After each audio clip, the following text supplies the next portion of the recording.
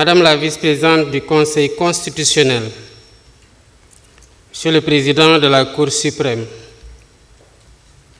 Monsieur le Premier président de la Cour des comptes, Monsieur le Premier président de la Cour d'appel de Dakar, Monsieur le Président de la Commission électorale nationale autonome, Monsieur le Président du Conseil national de régulation de l'audiovisuel, Monsieur le Président du Haut Conseil du dialogue social, notabilités religieuses et coutumières, Mesdames, Messieurs les représentants de la société civile, Mesdames, Messieurs les représentants des syndicats et organisations socio-professionnelles, chers invités en vos rangs, titres et qualités, Mesdames, Messieurs, nous voici rassemblés dans le cadre du dialogue pour la deuxième fois depuis mon accession à la magistrature suprême. Pour cette année, nous ouvrons des concertations larges et inclusives autour du thème d'intérêt national, à savoir le système politique. En assistant à cette belle rencontre qui nous réunit et qui réunit toutes les forces vives de la nation, nous répondons à l'injonction du respect de la date codifiée dans le calendrier républicain. Ce dialogue en temps de paix nous enracine davantage dans la tradition continue de concertation et de préservation d'une paix sociale qu'il nous incombe de construire en permanence. Mesdames, Messieurs, l'implication de toutes les sensibilités de notre société dans la gouvernance institutionnelle de l'État est, s'il en était encore besoin, une preuve de la rupture systémique qui traverse aujourd'hui toute l'action publique. Ma conviction profonde est qu'au-delà des acteurs politiques, lorsqu'il s'agit de se projeter dans le temps long des réformes qui façonnent notre système politique, toute la société a voix au chapitre. Ainsi devons-nous définir par la quête du consensus et par les délibérations collectives la charpente institutionnelle et normative qui préfigure la vie de notre société politique. C'est toute la vertu d'un dialogue organisé en temps de paix.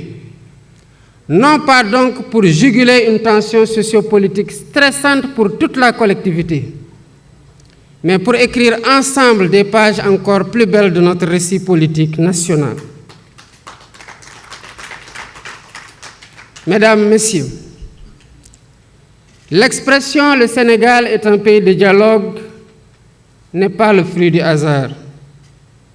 Nous la devons à un héritage consolidant de Pencho et de Disso, à une conscience politique mûrie par l'histoire, à une culture de la pondérance héritée de nos devanciers. Notre responsabilité, c'est de préserver cet héritage et de le transmettre intact. Au demeurant, nous devons nous garder de l'immobilisme ou du statu quo. Nous devons interroger régulièrement les dynamiques sociétales dans notre cher pays. En effet, les tensions qui ont traversé le Sénégal sont encore trop vivaces pour être oubliées. Des vies ont été fauchées. Des familles pleurent encore leurs morts. Des blessures morales attendent d'être pansées. En ma qualité de président de la République, je m'incline avec respect devant la mémoire de toutes les victimes qui, de l'indépendance à nos jours, jalonnent le douloureux chemin de notre marche vers une démocratie achevée. J'exprime à leurs familles, à leurs amis et à leurs compagnons de lutte la solidarité de la nation. Mon rôle en tant que garant de l'unité nationale est de tendre la main à toutes et à tous pour rassurer, pour rassembler, pour apaiser et réconcilier, afin de concerter la paix, conforter la paix et la stabilité indispensables au développement économique de notre pays. Dans cette dynamique, le gouvernement assumera la plénitude de sa mission. L'opposition sera respectée et exercera librement ses droits dans le respect de la loi.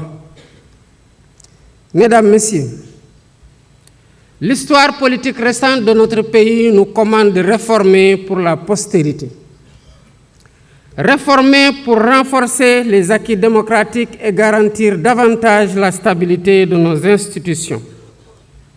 Réformer pour expurger de notre système électoral tous les germes de dissension, notamment entre pouvoir et opposition. Aujourd'hui, notre démocratie ne saurait faire davantage l'économie d'une réflexion sur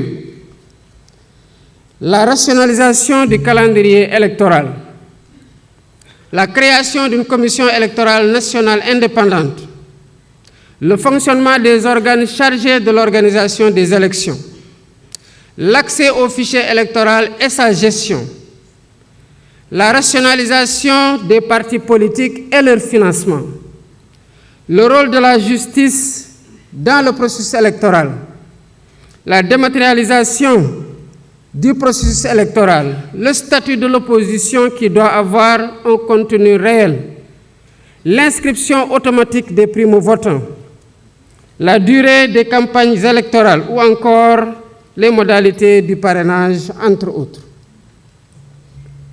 Ces concertations, heureusement organisées en dehors de toute échéance électorale, nous offrent une opportunité unique de réfléchir avec sérénité et lucidité sur l'avenir de notre système politique.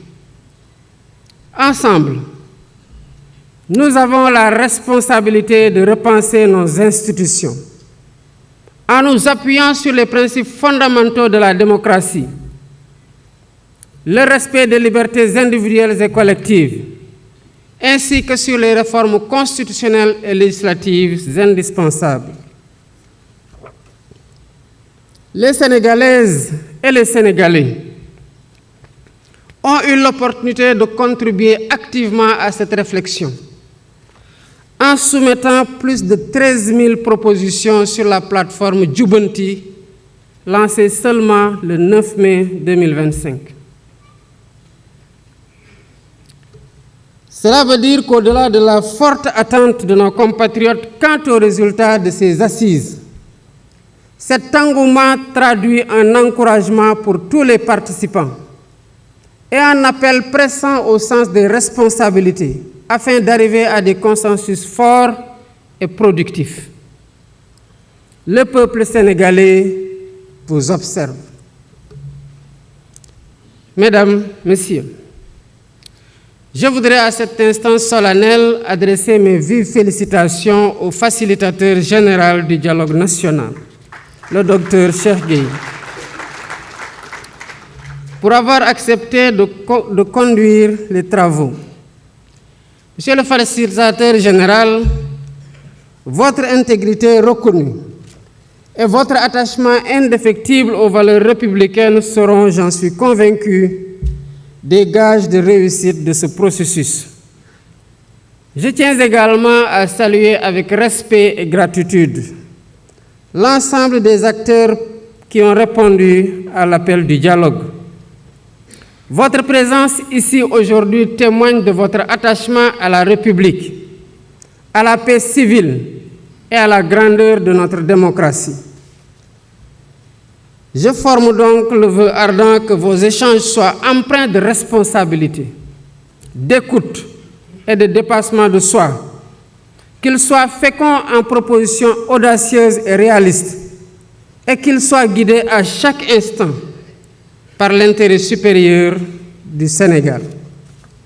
Sur ce, Fort de notre engagement commun et de mon attachement indéfectible aux valeurs démocratiques et à la cohésion nationale, je déclare ouverts les travaux du dialogue national sur le système politique. Que Dieu bénisse le Sénégal. Je vous remercie de votre aimable attention.